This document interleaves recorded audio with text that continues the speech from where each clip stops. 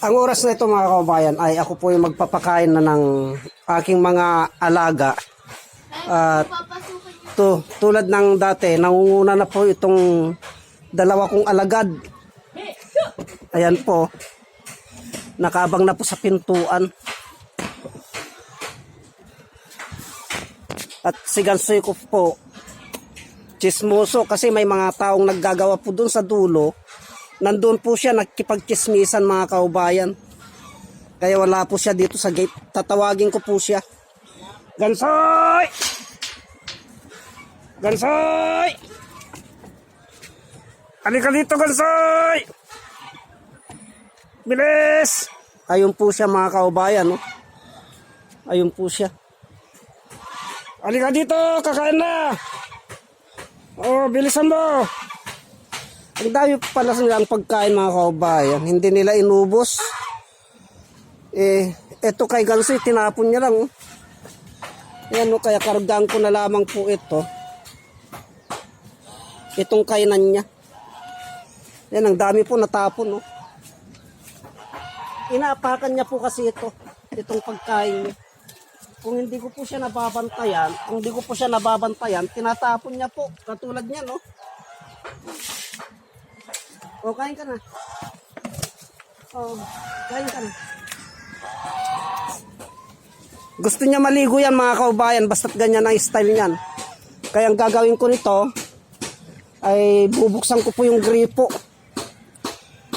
Pag binuksan ko po yung gripo na ganyan, talagang susunod na po yan, makikipag-unan na po sa akin. Ang dami ko na pong susunugin. Bali yun po yung gripo ko mga kaubayan. At eto nga po, bubuksan ko yung gripo para maglagay po ako ng kanilang inuminan. Tuloy mapaliguan ko po si gripo mga Gansoy kaubayan. ko. At papaliguan ko si Kasi Gansoy. pag hindi po makaligo Pag ganyan po yan ang style niyan, sa gusto loob niya ng pong isang maligo yan. araw, maingay po yan. Mainitin po ang ulo. At ito nga po, umapaw na yung tubig pero marumi po yung tubig na yon dahil kahapon pa po. Kaya hugasan ko muna. Yan, hinugasan ko itong inuminan ni Gansoy.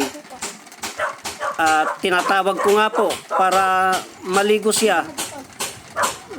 Kaso naglalaro siya mga kaubayan. Kaya napilitan akong puntahan siya at paliguan. Kausapin na maligo na. Ganyan. Sinusuyo-suyo ko pa po muna yan bago ko po siya mapaliguan. Kasi kung hindi ko naman siya paliguan, mainit ang ulo, maingay po yan mga kaubayan. Kaya ganyan lamang po yan maligo. Mapisikan ko lamang po ng konti. Mananahimik na po siya. Kaya siya nawiwili doon sa gilid doon mga kaubayan kasi may tao doon. Merong naggagawa ng bahay doon sa kabilang bakod. Kaya doon po naglalagi si Gansoy. Yun po. Binabantayan niya po yan. Tinitignan niya po yan lagi kung pasok dito sa loob. Kung papasok dito sa loob po mga kaubayan, tutukain niya po yan. Yan, binabantayan niya po yan. At yung nga po, napuno na yung inuminan. Kaya yung isa namang inuminan na ito ang kakargaan ko. Yung sapato ko naman po mga kaubayan. Yan, malapit na pong mapuno. Kaya papatayin ko na po ang gripo.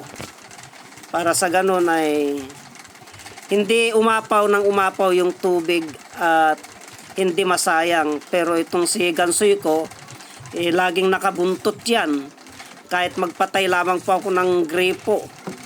Katulad yan, iikot naman po ako ngayon dito sa may gilid. Tignan ko naman po yung itlog ng alaga kong pato. Ayun po siya mga kaubayan. Kaya ako po tinakpan yan kasi yung itlog niya po hindi mo po makikita dahil tinatabunan niya po ng dahon. Yan po, ayun po, nasa silong po ng yero. Yung itlog ng aking pato. At yan, natapos na nga po ako at tinitignan ko itong mga bunga ng mangga ko. Ang kapal po ng bunga niya, mga kaubayan, ayun po. At malapit na pong maging manibalang lahat yan. Yung mga bunga niya po dito sa baba ay ubos na. Nakuha na po ng mga bata. Kaya pag pwede na pong pitasin lahat yan, ay ipapamigay ko na po sa mga bata.